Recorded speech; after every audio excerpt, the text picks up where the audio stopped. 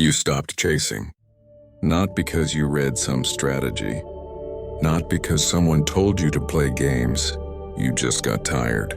Tired of always initiating. Tired of being the one who cared more. Tired of giving energy to someone who never matched it.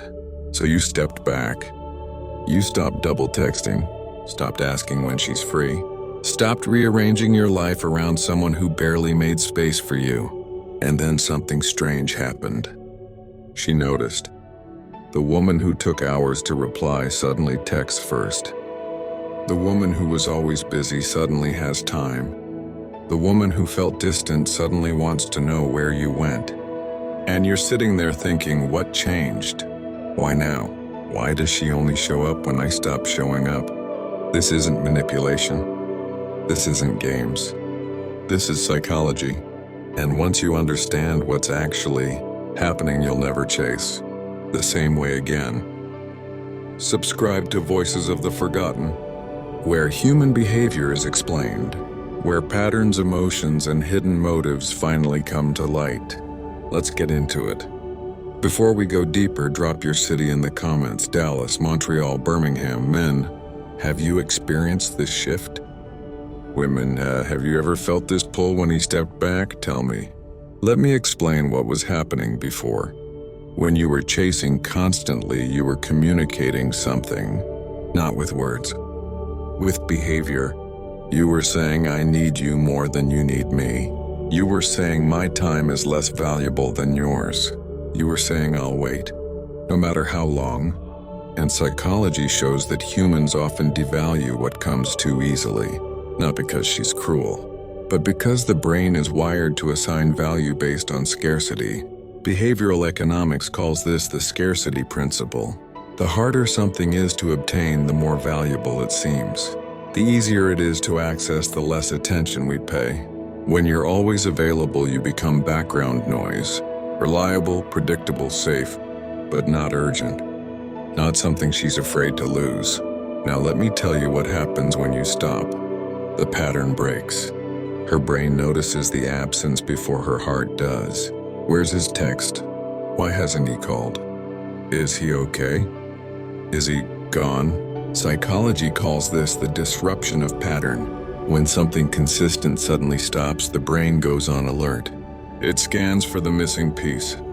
It assigns importance to what disappeared. Neuroscience reveals that absence activates the same brain regions as craving. When something we're used to vanishes, we don't feel relief. We feel lack. We feel want. Have you experienced this? She ignores you when you're there, but wonders about you when you're gone? Tell me in the comments. I know this pattern too well. But there's a deeper layer here. Let me tell you what's happening in her attachment system. When you were pursuing consistently, she felt secure. She knew you weren't going anywhere. She knew she had your attention locked. So her attachment system stayed calm. No threat detected. No action needed. But when you stopped, her attachment system woke up. Suddenly the connection felt uncertain. Suddenly she wasn't sure where she stood. Suddenly you became something she might lose. Clinical patterns show that the threat of loss activates deeper bonding instincts than the presence of connection. It's not logical, but human attachment rarely is. She's not coming back because you tricked her. She's coming back because your absence made her feel the connection she was taking for granted. But here's what most men miss. This isn't about manipulation. This is about self-respect. When you chase endlessly, you don't just lose her interest. You lose yourself. Your hobbies fade. Your friends disappear. Your identity shrinks to fit around her schedule. When you stop chasing, you're not playing games. You're reclaiming your center. You're saying, I matter too. You're remembering that your time and energy have value. And the irony is this. That's exactly when she sees you clearly. Not the desperate version. Not the waiting by the phone version. The version with a life. The version she might lose.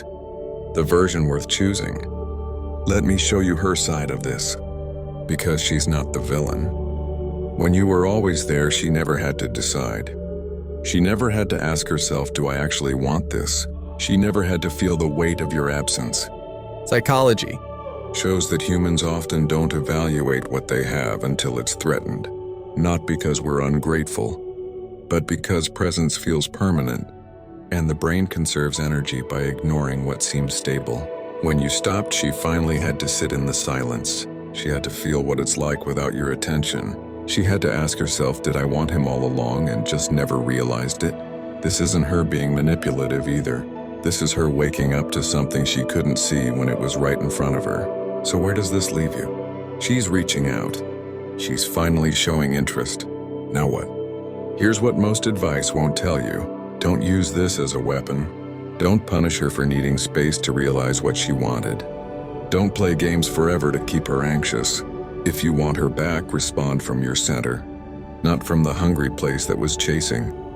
From the grounded place that stopped. Psychology shows that relationships built on manufactured anxiety don't last, but relationships built on mutual respect do. She needed to feel the absence to value the presence. Now she's here. What you do next determines if this becomes real or just another cycle. This doesn't mean you accept crumbs. This doesn't mean you forget how it felt to be ignored. Emotional safety goes both ways. You're allowed to need consistency too. You're allowed to ask for what you want. You're allowed to walk away if she goes back to old patterns. Stopping the chase was the first step. Respecting yourself is the ongoing practice. And whether she stays or goes, you've already gained something that matters more. You came here wondering why she only noticed when you stopped. Now you understand. Your pursuit made you invisible. Your absence made you real. Not because women are games, but because human psychology responds to what might slip away. You don't need to chase to be chosen. You need to be someone worth choosing. And that starts with choosing yourself first. If this explained something you felt but never understood, subscribe to Voices of the Forgotten. Like this, if you've ever been more valued after you stopped trying so hard, share it with a man who needs to hear this. Or a woman who finally understands what happened when he stepped back. Comment and tell me, men, what shifted when you stopped chasing? Women, have you ever realized what you had only when it pulled away? And remember this, you were never meant to beg for attention. You were meant to be so full of purpose that the right person can't help but notice. Stop chasing, start becoming. The right one will turn around. This is Voices of the Forgotten, where human behavior is explained, where patterns, emotions, and hidden motives finally come to light.